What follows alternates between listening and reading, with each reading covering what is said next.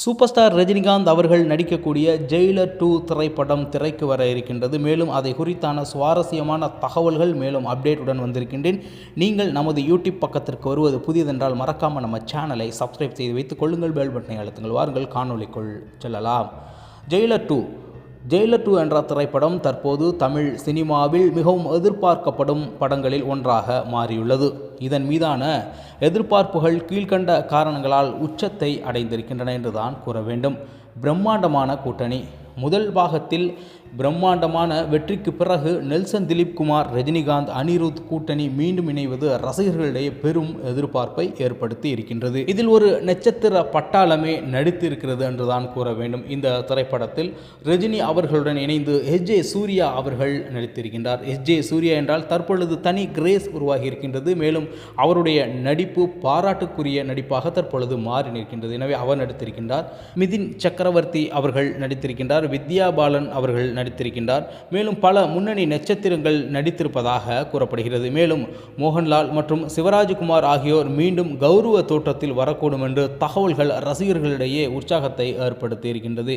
Pan India மூவியின் கட்டங்கள் என்று கூறலாம். ஷாருக் கான் ஒரு முக்கிய கௌரவ தோற்றத்தில் நடிக்கக்கூடும் என்று வதந்திகள் இப்படத்தை இந்தியா முழுவதும் எதிர்பார்க்கப்படும் ஒரு நிகழ்வாக மாற்றியிருக்கின்றது. கதைக்களம் டைகர் முத்துவேல் பாண்டியன் கதாபாத்திரத்தின் அடுத்த கட்ட நகர்வு முதல் பாகத்தை விட இன்னமும் அதிக ஆக்ஷன் மற்றும் உணர்ச்சிகரமான காட்சிகளுடன் இருக்கும் என எதிர்பார்க்கப்படுகின்றது. முதல் பாகம் 600 கோடிக்கு மேல் வசூலித்த நிலையில் இரண்டாம் பாகம் 1000 கோடியை தொடும் என்ற எதிர்பார்ப்பு அனைவரிடத்திலும் முக்கியமாக இந்த படத்தின் விநியோகஸ்தர் இடத்தில் ஏற்படுத்தி இருக்கின்றது. மைல்கல்லை எட்டும் என்ற வார்த்தையும் அவர்களால் கூறப்படுகின்றது.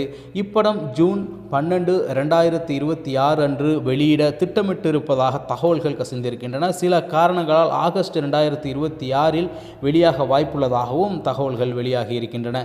மேலும் இந்த திரைப்படம் என்பது அதாவது ஜெயிலர் 2 திரைப்படம் குறித்து நடிகர் ரஜினிகாந்த் அவர்கள் பல்வேறு தருணங்களில் பல சுவாரஸ்யமான தகவல்களை பகிர்ந்திருக்கின்றார். அது குறித்து பார்ப்போம். வெளியீட்டு தேதி உறுதி. செப்டம்பர் 2025 ஊடகங்களில் பேசிய ரஜினிகாந்த் அவர்கள் ஜெயிலர் 2 திரைப்படம் ஜூன் 12, 2026 அன்று வெளியாகும் என்று அதிகாரப்பூர்வமாக தெரிவித்திருந்தது குறிப்பிடத்தக்கது. படப்பிடிப்பு அனுபவம். கேரளா போன்ற இடங்களில் நடந்த படப்பிடிப்பின் போது படம் மிகவும் சிறப்பாக தயாராகி வருவதாகவும் இன்னும் சில முக்கிய பகுதிகள் மட்டுமே படமாக்கப்பட வேண்டியுள்ளது என்று அவர் கூறினார் என்பதும் குறிப்பிடத்தக்கது. படப்பிடிப்பு தளத்தில் ரசிகர்களை சந்தித்து அவர்கள் அன்பிற்கு நன்றி தெரிவித்தார் நம்ம சூப்பர் ஸ்டார் ரஜினிகாந்த் அவர்கள். நெல்சன் மீதான நம்பிக்கை. முதல் பாகத்தில் வெற்றிக்கு பிறகு நெல்சன் திலீப் குமார் சென்னையில் ஜெயிலர் 2 கதையை கேட்டு ரஜினி மிகவும் ஈர்க்கப்பட்டிருக்கின்றார். மேலும் நெல்சனுடன் இணைந்து 3வது படத்திலும் பணியாற்ற அவர் விருப்பம் தெரிவித்துள்ளதாக செய்திகள் வெளியாகி இருக்கின்றன.